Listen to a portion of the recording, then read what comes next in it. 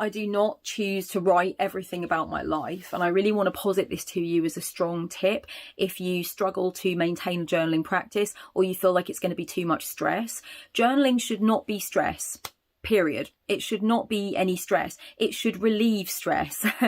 It should be the kind of thing that you do when you really want to relax your shoulders, calm down, and just figure things the fuck out, you know, really get your head straight, really focus on you, become sacredly self-oriented in that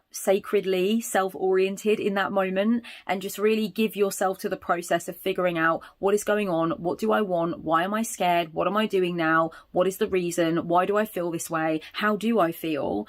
Those things should be decadent. They should feel decadent and stabilizing and cathartic. You should not have this feeling of like, oh my God, now I need to write this all down in my journal, or, you know, you shouldn't feel obligated to go to your journal and write things. I'm going to read something that I wrote in my notes here. So I've put, don't pressure yourself to write everything. Just write what you feel moved to write. Write the middle of the story. If that is only complaints, fine. If it's only about one topic, fine. The journal is a tool for your purposes, no one else's. Let the purpose of your journal surprise you. Also, let the purpose change as it needs to. I have one entire journal that is literally just entries about one connection with one person. That is true. And it is pretty much this one. This is the one. Like I said, right at the very beginning of it, I was with someone else. But for the rest of it, it's just an entire journal of entries about one person, okay? And I've written here, yeah, I have a journal that's entirely comprised of entries about my relationship with one person. I wasn't really writing about anything else. That's the only thing I felt I needed to write about at that time. And I've put here, I felt shame when I was writing the entries. Sometimes it seemed obsessive and ridiculous. It did not present me as the most empowered version of myself whatsoever, but I got past that because it was a tool for venting, for organizing my thoughts, and for trying to see negative patterns. It was also a place to be honest, because I was keeping the reconnection with this person a secret from everyone around me. So the journal at the time was my companion. So my point in expressing that is basically just to say, let it be anything. You don't need to be like, oh, well, I also need to balance it out by writing about the family trip or writing about work. No, you don't. No, you don't. If you only ever use your journal for one thing, and everything else is just not recorded, it doesn't matter. Your journal should be a tool, not a chore. And I've written in here as well, try not to care if it's been weeks since you last journaled. If you didn't need to, so what? You know, it's really got to be working for you. You are not working for the journal is working for you. One thing that I recognized about my journaling practice over the course of the years is that I don't really write about political events in my journals, even though I am politically active, politically conscious, and always have been. You know, I go to protests, I sign petitions, I write about my politics online and that kind of thing. But it's not something that I feel moved to write about very often in my journals for whatever reason, even though I'm deeply bothered by things that happen in the world. Usually I'm using my journals to record things that I feel I need to write about my journey, but it is useful on rereading to have the context of what was happening politically. So what I do now is every so often in my journals, I get a page and I just dedicate it to writing some headlines from around the world. I'm mentioning this because I'm wondering if at least one person watching this might have the same questioning inside them that I had about, like, why don't I write about bigger things? Like, I would like to be able to look back and see what was happening politically. You can choose the headlines that most sort of link in with the things that you're politically bothered about or politically aware of if you want to. But it just stops you from feeling like you've got to write how you feel about politics. You've got to write how politics are affecting you. If you don't feel the desire to write that, just write a list of world news headlines, you know.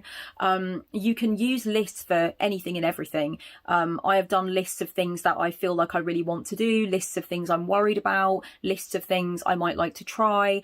Gratitude list is a big one in my journals. And those kinds of things upon rereading are really easy to take in. You didn't have to stress yourself out at the time by dedicating a long form journal entry to that thing, but you did find a way to record it and therefore be able to kind of like ingest it later on if you want to.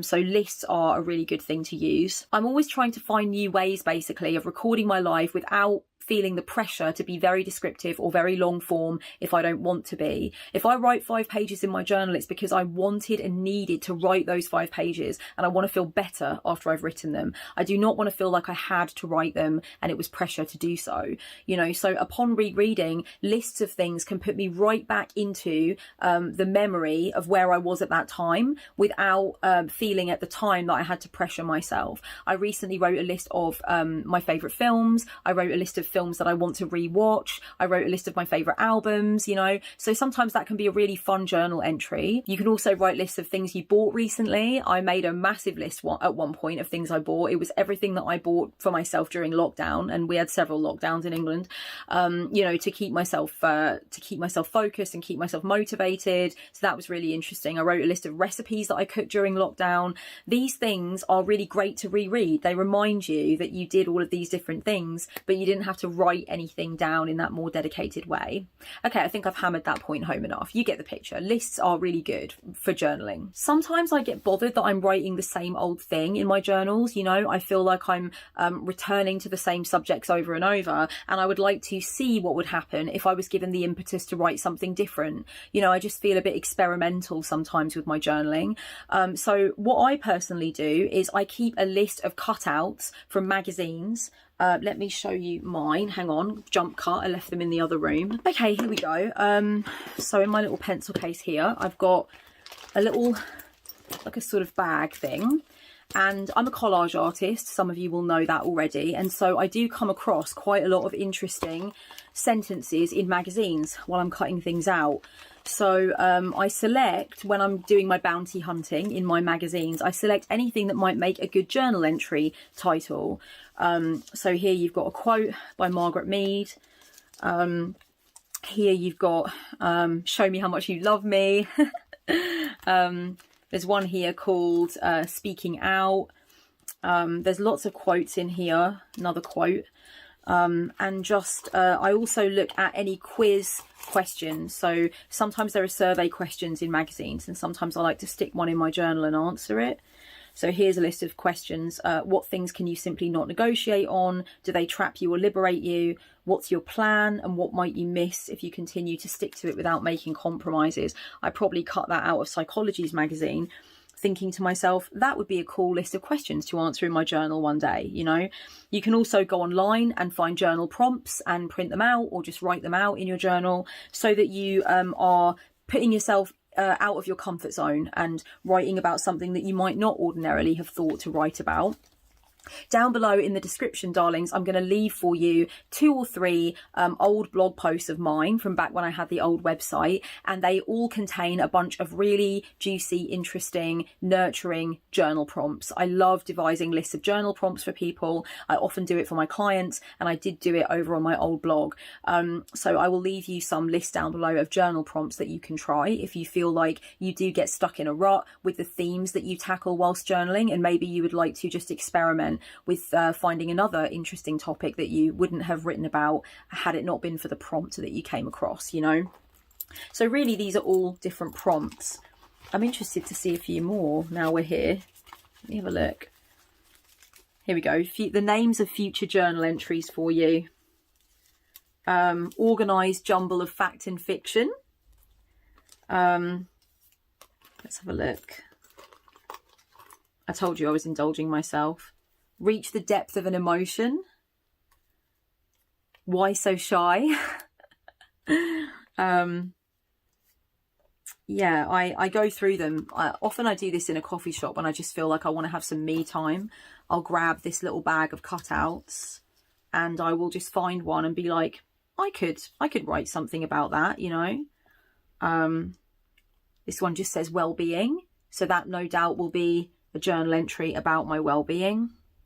This one says nostalgia. Again, it's just that could well lead to a journal entry about that. This one says sacrifice. So, you know, if I feel like I want to get out of the usual malaise of what I journal about, and I want to see where else my thought process might go, then that's a really useful thing for me to use to kind of inspire myself.